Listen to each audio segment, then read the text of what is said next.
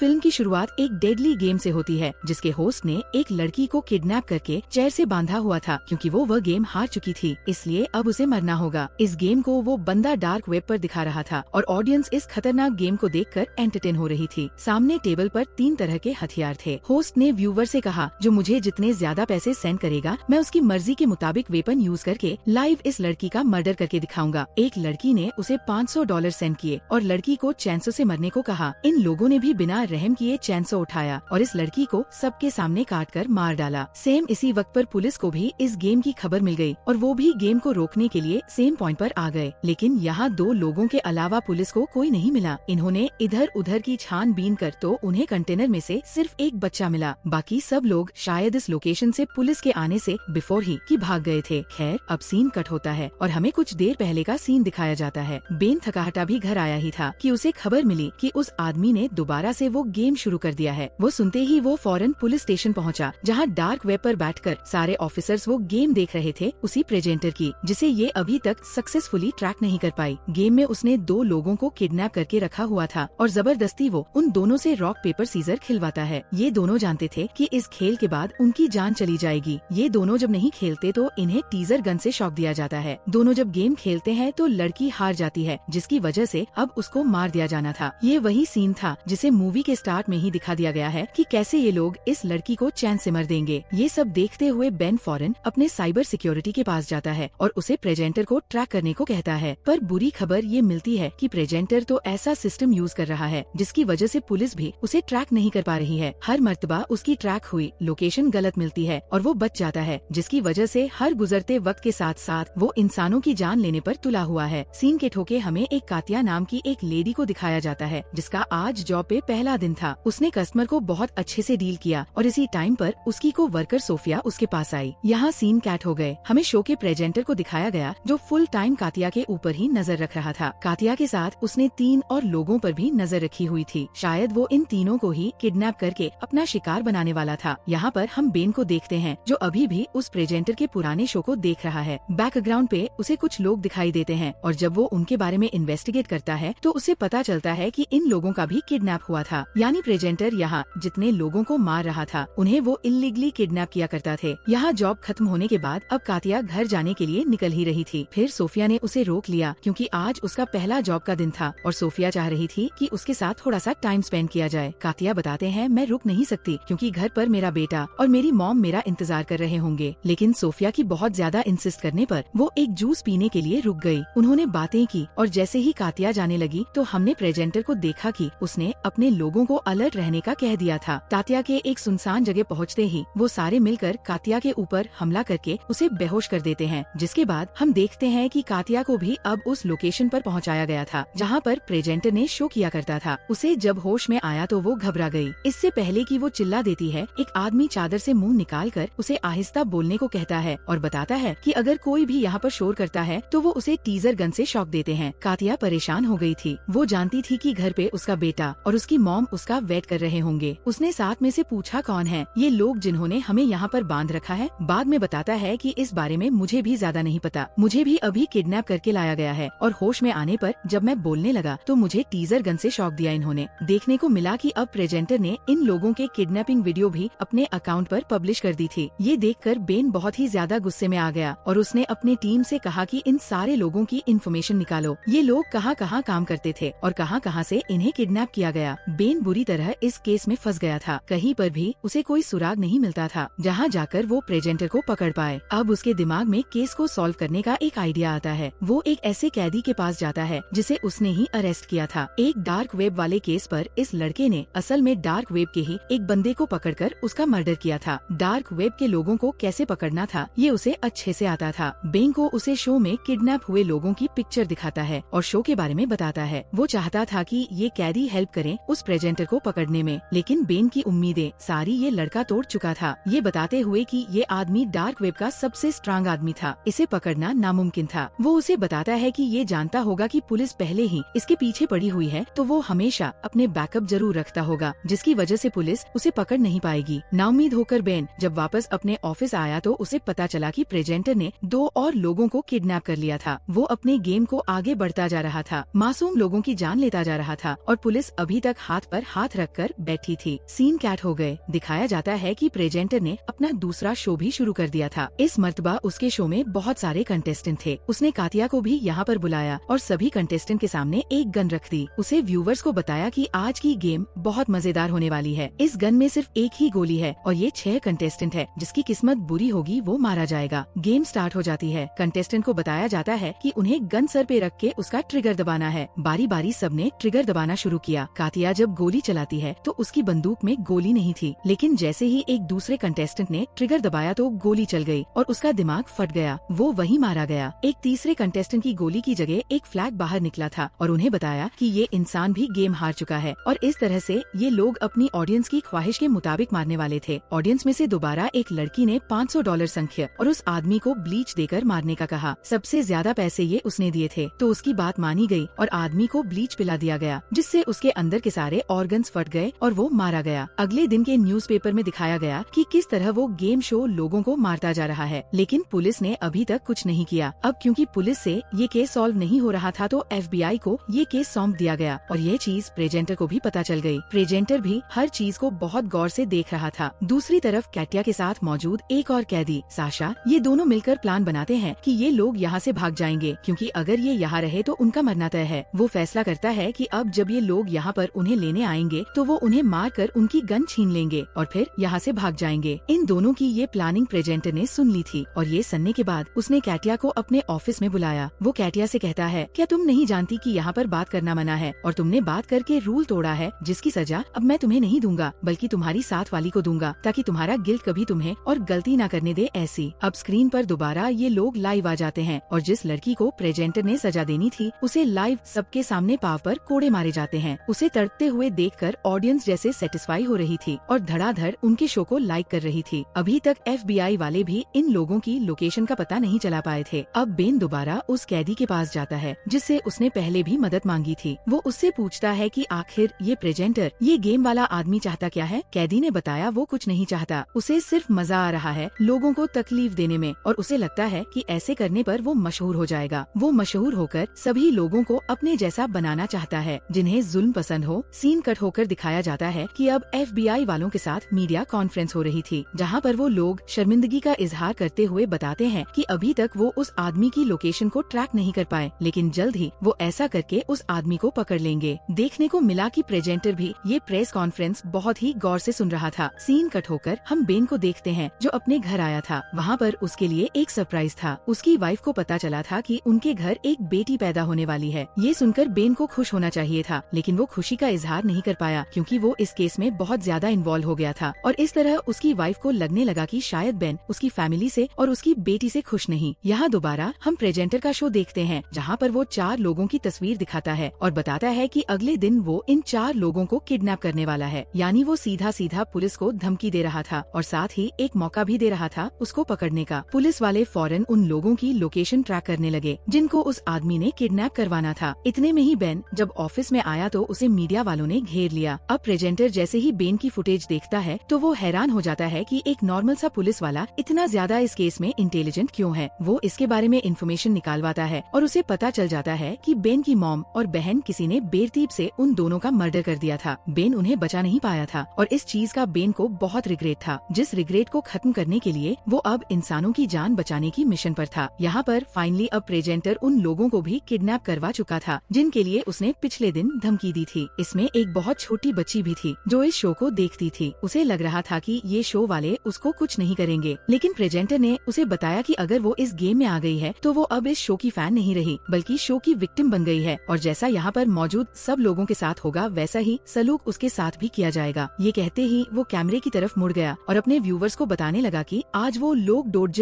Game खेलेंगे जिसमें gamers ने एक दूसरे को बॉल मारनी थी। इस बॉल से बाकी लोगों ने बचना था और अगर किसी एक को भी ये बॉल लग जाती तो वो मारा जाता। अब यहाँ पर गेम स्टार्ट होती है। ये लोग एक दूसरे को बॉल मारते हैं और काफी लोग यहाँ पर हार जाते हैं। जैसे ही उस छोटी बच्ची और एक बुढ़िया आदमी की बारी आती है तो बूढ़ा आदमी बॉल को नीचे फेंक देता है। बचाए लड़की को मारने के उसे प्रेजेंटर से कहा कि मैंने हार मान ली है, मैं उस लड़की को नहीं मार सकता। ये देखकर प्रेजेंटर ने उसे कहा कि यहाँ पर गेम तुम्हारी मर्जी से नहीं खेला जाएगा। यहाँ पर इस बूढ़े आदमी को अपने पास एक वायर का टुकड़ा मिला। ये काफी शार्प था जिसे उसने अपने पाव के जूते में छुपाया लिया। अब काफी दिन गुजर गुजर जाते हैं और कोई शो प्रेजेंटर ऑन एयर नहीं करता। काफी दिन बाद जैसे ही उसका शो ऑन एयर होता है तो बेन के साथ साथ सभी पुलिस ऑफिसर और FBI एजेंट उस शो को देखने लग जाते हैं। अब क्योंकि प्रेजेंटर को बेन के बारे में पता चल चुका था तो वो बार बार शो में बेन का नाम ले रहा था। वो ये भी जान गया था कि पुलिस वाले इस शो को देख रहे हैं। अपने व्यूवर्स के साथ वो पुलिस वालों को भी बताता है कि पिछले दिन उस बूढ़े आदमी ने रूल तोड़ा था जिसकी वजह से अब दोनों की जान जाएगी। लेकिन बेन यहाँ पर किसी एक की जान बचा सकता है। वो अगर चूज करे कि किसको मारना है तो एक की जान बच सकती है। सब बेन को मना कर रहे थे कि वो चूज ना करें, लेकिन तब प्रेजेंटर ने कहा कि अगर बेन कुछ चूज नहीं करेगा तो ये दोनों मारे जाएंगे। एक की जान बचाने के लिए बेन ने फौरन से 2 का बटन दबा दिया। सेकंड नंबर पे थी लड़की और उसके बटन दबाते ही उसे शूट करके मार दिया गया। इतनी देर में पुलिस वाले भी उसकी लोकेशन पर पहुंच गए थे, लेकिन वहां जाकर पता चला कि ये शो तो उसे जगह पे हो ही नहीं रहा था जो लोकेशन उसे पता चली थी। हंसते हुए इस टाइम प्रेजेंटर ने बताया, तुम्हारे साथ गेम खेली गई है, तुम मेरी लोकेशन तक पहुंच जाओ। ये इम्पॉसिबल था, तुम्हें वो गलत लोकेशन मैंने ही बताई। ये कहते ही यहाँ पर शो खत्म हो जाता है। दूसरी तरफ हम उस बूढ़े आदमी को देखते हैं जो अब उस बच्ची की मौत का जिम्मेदार अपने आप को समझ रहा था। इसलिए जो शार्प वायर्स उसने अपने पाव में छुपाई थी वह उसके जरिए अपनी नसें काट कर सुसाइड कर लेता है। जैसे यहाँ पर सब लोगों ने उस बूढ़े आदमी को मरा हुआ देखा तो इन सबको काफी दुख हुआ। दूसरी तरफ दिखाया गया कि अब बेन भी शदीद शौक में था क्योंकि वो अब मासूम लड़की की मौत का जिम्मेदार अपने आप को समझ रहा था। वो इस गिल्ट से बाहर निकलना चाहता था, कुछ करना चाहता था। इसलिए वो जब ऑफिस के लिए निकलने लगा तो उसे अपने गेट पर एक पार्सल रिसीव हुआ। वो जानता था कि पार्सल जरूर प्रेजेंटर ने भेजा होगा क्योंकि वह बार बार जबरदस्ती बेन को इस सब में घसीटना चाह रहा था। हम देखते हैं कि प्रेजेंटर खुद कतिया के पास आया है। उसने कतिया को बताया कि आज तुम्हारी मौत का दिन है, अगर तुम चाहो तो अपने छोटे लाइन से बात कर सकती हो। वो हैरान हुई ये जानकर छोटा लाइन को अपने बेटे को कहती थी। ये बात उसे कैसे पता चली? उसे याद आया कि आखिरी बार उसने ये बात अपनी को वर्कर को बताई थी। खैर अब प्रेजेंटर उसे ऑन एयर ले गया जहाँ पर उससे पूछा गया कि तुम किसे याद कर रही हो? कतिया ने बताया कि मैं अपने बेटे और अपनी को वर्कर को याद कर रही हूँ। बेन को उसकी हिस्ट्री याद आई। बेन ने उसके बारे में इन्वेस्टिगेशन करवाई थी। वो तो सिर्फ एक ही दिन जॉब पर गई थी। अगर उसने अपने क्लिक का नाम लिया है इसका मतलब ये बेन के लिए एक हिंट है। जरूर उसकी क्लिक भी इन सब में इन्वॉल्व है। वो फौरन उसके क्लिक यानी सोफिया से मिलने के लिए जाता है, जहाँ पर पहले तो सोफिया उससे कोई बात नहीं करती, लेकिन फिर वो कुछ नोट लिखकर बेन को बताती है कि उसके बेटे को भी इन लोगों ने किडनैप किया हुआ है। कैमरास में से वो इन्हें देख सकता है। उसने जो सब कतिया के साथ किया वो करना उसकी मजबूरी बन गई थी। मैनेजर से पूछते हैं कि तुम जब अपने बेटे को रिहा करवाने गई तो तुम्हारा बेटा कहाँ था? सोफिया उसे वो जगह बता देती है। बेन समझ गया था कि जरूर प्रेजेंटर वही शो करता होगा। बिना किसी को बताए वो उस जगह पहुँच गया। बेन ने जाने से पहले बैकअप पुलिस भी बुला ली थी। इतने में हमें शो के अंदर दिखाया जाता है कि जब सारे कंटेस्टेंट एक गेम खेल रहे थे तो उन्हें गन्स दी गई थी। इस बार सभी कंटेस्टेंट ये फैसला करके आए थे कि वो अपने बचाव के लिए यहाँ के लोगों को मार कर अपने आप को आजाद कर लेंगे। इस सब में उन्होंने फायरिंग शुरू कर दी। जवाब में प्रेजेंटर के सिक्योरिटी गार्ड्स ने भी फायर किया और 2 गेमर्स तो वैसे ही मारे गए। लेकिन टीम ने यहाँ से भागने की अच्छी कोशिश की जिसमें कतिया भी थी। कतिया के साथ उसका एक साथी साशा जब बाहर की तरफ बढ़ रहा था तो उसे गार्ड ने पकड़ लिया। कतिया उसे बचाने के लिए रुकी, लेकिन साशा ने कह दिया तुम भागो, तुम यहाँ से निकलो और पुलिस को इस लोकेशन के बारे में बताओ। वो यहाँ से निकलने वाली थी। इतने में बेन उससे टकरा गया। कतिया को घबराया देखकर उसने कतिया को तसल्ली दी कि अभी बैकअप पुलिस भी यहाँ आ रही है और सब चीजें नॉर्मल हो जाएंगी। बेन अब कतिया को छुपाकर आगे की तरफ बढ़ता है। प्रेजेंटर इस टाइम एक रूम के अंदर बैठा हुआ था। उसे देखकर प्रेजेंटर ने उससे कहा अगर हिम्मत है तो चलाओ मुझ पर गोली। बेन ने भी ज्यादा नहीं सोचा और फौरन उसे शूट करके मार दिया। और जैसे ही वो उसके पास गया तो मास्क उतारने पर पता चला कि यहाँ पर प्रेजेंटर था ही नहीं। यहाँ पर इस टाइम एक मासूम लड़की को जाल में फंसाकर बिठा दिया गया था और प्रेजेंटर उसके आने से पहले ही यहाँ से निकल चुका था। ये सब लाइव शो में चल रहा था और शो के व्यूअर्स ये देखकर हंसने लगते हैं और बेन का बहुत मजाक बन जाता है। दिखाया जाता है कि अब पुलिस यहाँ पर आ चुकी थी। उन्होंने कतिया को तो रेस्क्यू कर लिया, लेकिन यहाँ पर कोई और उन्हें नहीं मिला। बाहर प्रेजेंटर की वाइफ उसका इंतजार कर रही थी। प्रेजेंटर गाड़ी में बैठा और गाड़ी चलाकर उसकी वाइफ यहाँ से उसे दूर ले गई और हमें पता चला कि प्रेजेंटर की वाइफ और कोई नहीं बल्कि सोफिया ही थी और सोफिया ने ही बेन को फंसाने की ये पूरी प्लानिंग की थी प्रेजेंटर के साथ मिलकर। मूवी के पोस्ट क्रेडिट सीन में हमें दोबारा प्रेजेंटर को दिखाया जाता है जो आज ऑन एयर आया था। उसने सबको बताया कि वो सीजन 2 लेके आने वाला है इसी शो का, जो सुनकर उसके व्यूअर्स बहुत ज्यादा एक्साइटेड हो जाते हैं और पुलिस के लिए एक नया चैलेंज सामने आ जाता है। और बस इसी को दिखाते हुए ये कहानी यहाँ खत्म हो जाती है।